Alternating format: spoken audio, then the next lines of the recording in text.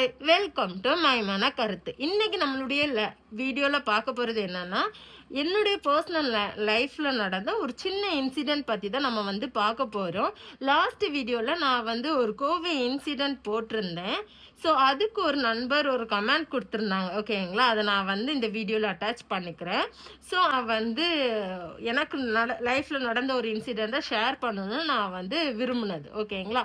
So அதுக்கு முன்னால் நம்மளுடைய மயமான கருத்து சேனலை சப்ஸ்கிரைப் பண்ணாதவங்க சப்ஸ்கிரைப் பண்ணிக்கோங்க. தினமும் இந்த மாதிரியான நாட்டு நடப்பு விஷயங்கள் உங்களுக்கு தெரிய வரும், ஓகேங்களா? ஸோ வாங்க நம்ம என்னுடைய லைஃப்பில் என்ன நடந்துச்சுன்னு பார்க்கலாம். சரி, என் லைஃப்பில் என்ன இன்சிடெண்ட் நடந்துச்சுன்னா, நான் 2018 பாஸ்ட் அவுட். ஸோ நான் கேம்பஸ் இன்டர்வியூ செலக்ட் ஆகி நான் சென்னைக்கு போனேன். ஃபஸ்ட்டு சென்னையில் ரூபா கொடுத்து அந்த ஜாப்க்கு நான் ஏமாறவும் செஞ்சேன். அதுக்கப்புறம் நான் பெங்களூர் போய் 1 இயர்க்கு அப்புறம் தான் எனக்கு ஐடியில் ஜாப் கிடச்சி 2019, ஓகேங்களா? அப்போ நான் பெங்களூருக்கு ரொம்பவே நான் புதுசு. நான் அது வரைக்கும் நான் வெளியூருக்கு போனது கிடையாது. நம்மளுடைய சரௌண்டிங்ஸில் இருக்கிற ஸ்கூல் அண்ட் காலேஜஸ் தான் நான் படித்தேன். காலையில் போயிட்டு ஈவினிங் வீட்டுக்கு வர மாதிரி தான் இருக்கும். அதனால நம்மளுக்கு அவ்வளோ வெளியே சிட்டிஸ் அந்த மாதிரி உள்ள கல்ச்சர்ஸ் எதுவுமே நம்மளுக்கு தெரியாது.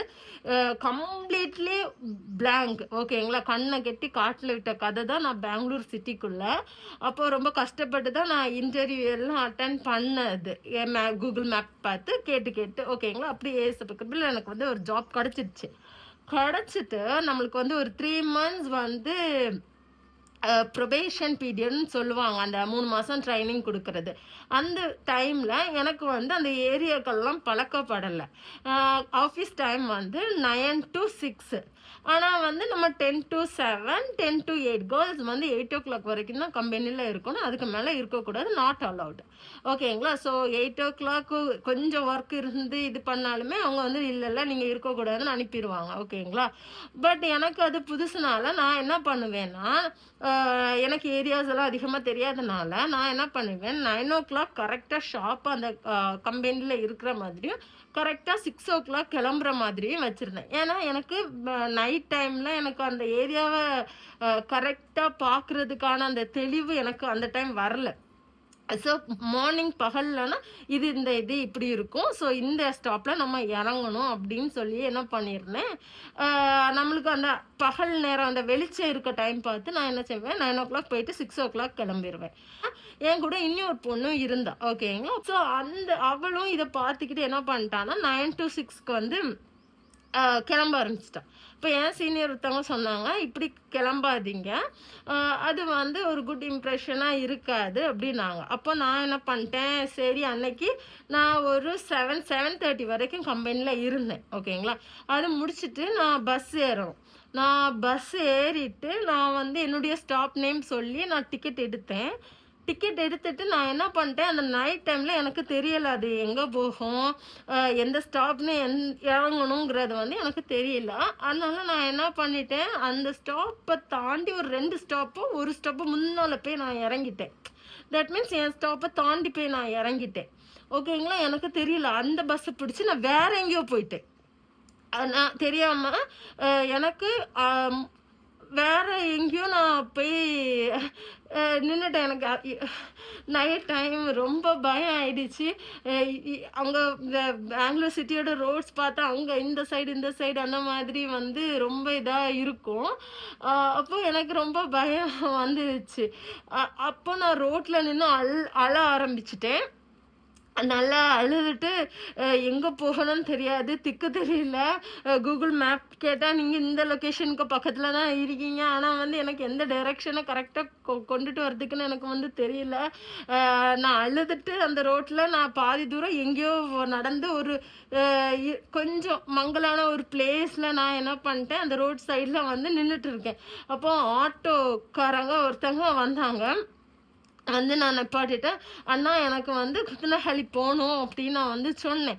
அவங்க என்ன செஞ்சாங்கன்னா கூட்டிகிட்டு போனாங்க ஒரு மைதானம் மாதிரி, ஒரு கிரவுண்டில் ஒரு பிளே கிரவுண்ட் மாதிரி இருக்குது, ஓகேங்களா? ஸோ அங்கே ஸ்ட்ரீட் லைட் தான் இருக்குது, மனுஷனோட மட்டும் எதுவுமே இல்லை. நான் நைட்டு இதெல்லாம் இந்த இன்சிடென்ட் நான் 7:30க்கு கிளம்பியிருக்கேன். பஸ் ஏறி நான் மிஸ் பண்ணிவிட்டு அந்த இதெல்லாம் ஆகும்போது ஒரு 9:30 to எனக்கு ஒரு 10 o'clock அந்த டைமிங் இருக்கும்.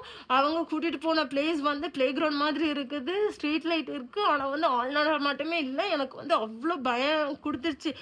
நான் ஃபோனை கெட்டியாக பிடிச்சிக்கிறேன், அவங்க ஏதாச்சும் பண்ணால் இந்த ஃபோனை வச்சு அவங்க மண்டையிலேயே அடிச்சிடணும் அப்படின்னு சொல்லிட்டு நான் பயத்தில் அது எல்லாமே பிடிச்சி கை காலெல்லாம் நடுங்க ஆரம்பிச்சிச்சு. கண்ணெல்லாம் நல்லா ஆல்ரெடி நான் வந்து எங்கேயோ வந்துட்டேன் அப்படிங்கிற ஒரு பயத்தில் நான் அள்ளவும் செஞ்சுட்டேன். ஓகேங்களா.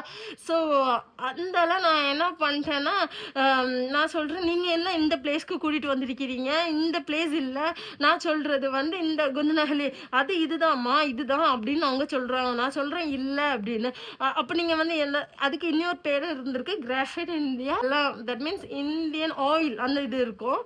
அப்போ அவங்க நான் சொன்னேன் அந்த இதெல்லாம் இருக்கும்ல எனக்கு, தட் மீன்ஸ் கிராஃபைட் இந்தியா நான் சொல்லலை, இந்த இது சொன்னேன், அங்கே இந்தியன் ஆயில்லாம் ஊற்றுவாங்க, பெட்ரோல் பங்கெல்லாம் இருக்கும், அதுதான் அந்த கடை.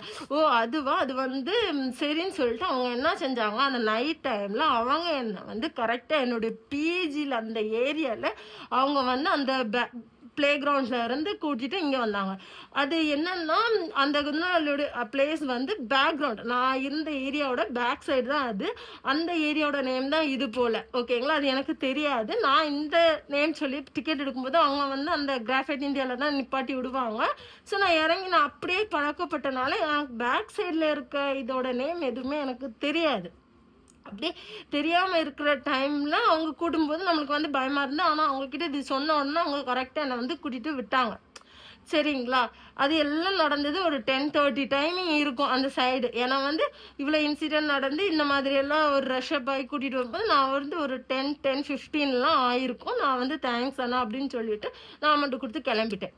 நான் ஏன் இப்போ இந்த இன்சிடென்ட் நான் சொல்கிறேன்னா, எல்லா பொண்ணுங்களுக்கும் 11 மணி 12 மணிக்கு போலீஸ் வந்து விளக்கு பிடிக்கண்டாம். ஓகேவா. எல்லா இந்தியன்ஸும் ஓகேங்களா, எல்லா பாய்ஸ் வந்து அந்த கேர்ள்ஸ்க்கு ப்ரொடெக்ட் கொடுத்தா போதும். ஏன்னா வந்து இந்த ஆட்டோக்காரன் அங்கிள் நினச்சிருந்தா என்ன வேணாலும் அவங்க பண்ணியிருக்கலாம். ஓகேவா. அவங்களும் கொஞ்சம் யூத்தாக தான் இருந்தாங்க. அவங்க நான் வந்து பிளே கிரவுண்ட் எனக்கு இடம் தெரியாது, எங்கே இதுன்னு தெரியாது, அவங்க ஆல்மடட்டுன்னு இல்லை. அவங்க நினச்சிருந்தா என்ன வேணாலும் அவங்க பண்ணியிருக்கலாம் என்ன. ஆனால் அப்படி இல்லாமல் என்னை பத்திரமா அந்த ஏரியா சொன்னதுக்கு அந்த ஏரியாவில் கூட்டிகிட்டு போய் எல்லாம் பத்திரமா சேஃபாக அவங்க அந்த நைட் என்னை வந்து பிஜிக்கு கொண்டு விட்டாங்க. ஓகேங்களா.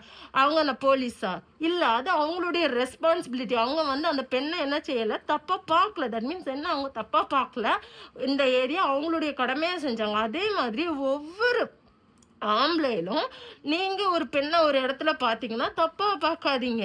ஏன் நீ இந்த இடத்துல நிற்கிற, என்ன பிரச்சனை, எதனால நிற்கிற, போ இந்த இடத்துல நிற்கக்கூடாது போ அப்படின்னு ஒவ்வொருத்தரும் உங்கள் பொம்பளை பிள்ளைகள், உங்கள் வீட்டு பொம்பளை பிள்ளைகள் இந்த மாதிரி ஏரியாவில் நின்னா நீங்கள் விரட்டி விடுவீங்களா மாட்டிங்களா? விரட்டி விடுவீங்க. அதே மாதிரி விரட்டி விடுங்க. ஓகேங்களா. நிற்காத போ, எங்கே போகணும், வழி மாறி வந்துட்டியா, அந்த மாதிரி ஒவ்வொரு ஆம்பளையிலும் take the responsibility to protect woman. ஓகேங்களா. எல்லா ஆம்பளையிலும் ஒரு ரெஸ்பான்சிபிலிட்டி எடுத்துக்கோங்க. எந்த பொம்பளையாக இருந்தாலும் அவங்கள பாதுகாக்க வேண்டும். எல்லா இடத்துக்கும் போலீஸ் வர முடியாது, அது 100% உண்மை. பட் நீங்கள் ஆட்கள் நடமாட்டம் எல்லா இடத்துலையும் தானே இருக்குது. ஸோ நீங்களும் வந்து ரெஸ்பான்சிபிலிட்டியை எடுத்துக்கோங்க. தனியாக போகிற பொண்ணுங்க கூட அந்த மாதிரி தப்பாக தொடணும், தப்பாக அவங்க கூட இது பண்ணணும், பலவந்தப்படுத்தணும்னு நினைக்காம அவங்கள ப்ரொடெக்ட் பண்ணுங்க. இதை தான் நான் வந்து சொல்லணும்னு நினச்சேன்.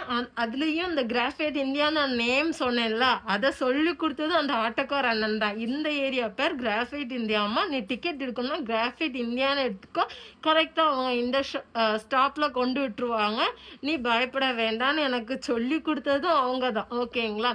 ஸோ இந்த மாதிரி நல்ல விதமாக ப்ரொடெக்ட் பண்ணுற ஆம்பளைங்களும் இருக்கிறாங்க. அதே மாதிரி நீங்கள் எல்லாரும் மாறுங்க, அதை தான் நான் வந்து சொல்ல வரேன். ஓகேங்களா. ஸோ நீங்களும் இந்த ஒரு ரெஸ்பான்சிபிலிட்டியில் எடுத்து நீங்களும் கேர்ள்ஸ்க்கு ஒரு ப்ரொடெக்ஷன் கொடுங்க. யாரையும் தப்பாக பார்க்காதீங்க, நீங்களும் பிள்ளைகளுக்கு மேலே கை வைக்காதீங்க.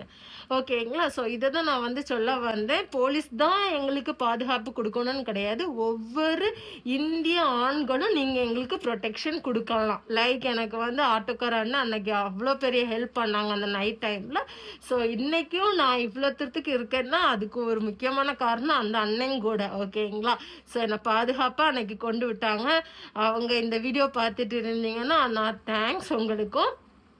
ஸோ இதே மாதிரி எல்லா ஆண்களும் இருங்க, அதை தான் நான் வந்து சொல்ல வந்தேன். ஓகேங்களா.